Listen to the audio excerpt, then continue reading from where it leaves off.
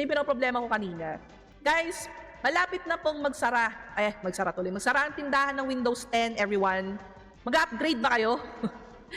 Mapipilitan ba tayong mag-upgrade to Windows 11? And the answer is yes.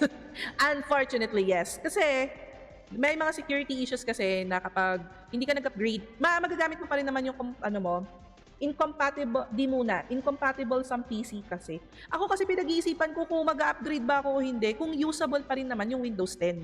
Ang catch lang is, hindi na kasi natin siya ma-upgrade or magiging vulnerable na siya sa mga virus, ganon.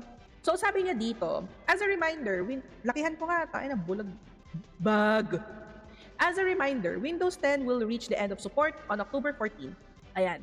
At this point, technical assistance, feature updates, and security updates, dito ako medyo skeptical, will no longer be provided. If you have these devices running Windows 10, we recommend upgrading them to Windows 11, a more modern, secure, and highly efficient computing existence experience. Yeah, prone to cyber attacks na Win 10. Yun nga Pero kung kunwari kaya pa natin i-wait out, syempre hindi naman din ganun kadaling bumili or mag-purchase. Syempre may mga adjustment din. Then we can wait it out for a little bit. Pero darating talaga yung point na mag-upgrade tayo. So, yeah, mag-upgrade talaga tayo ng computer. 2025 na guys, marami ng updates since then. I don't know, naka-Win 11 na din naman ako sa ROG, nasanay lang sa Win 10. Ako kasi sa totoo lang, ayoko ng Win 11. Kaya nasa Windows 10 pa rin ako. I mean, pwede naman tayo mag-upgrade, pero yun nga lang, nasa preference pa rin kasi kung ano yung interface na gusto natin. Yun nga lang, mas gusto ko lang talaga yung Windows 10.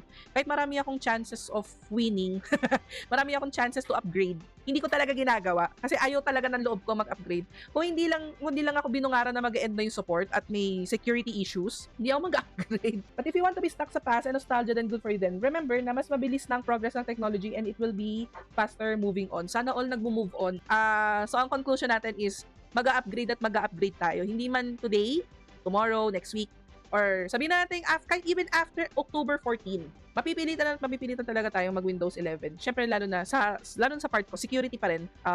Mas importante sa akin yung security kasi meron din akong inaalagaang clients. Yan.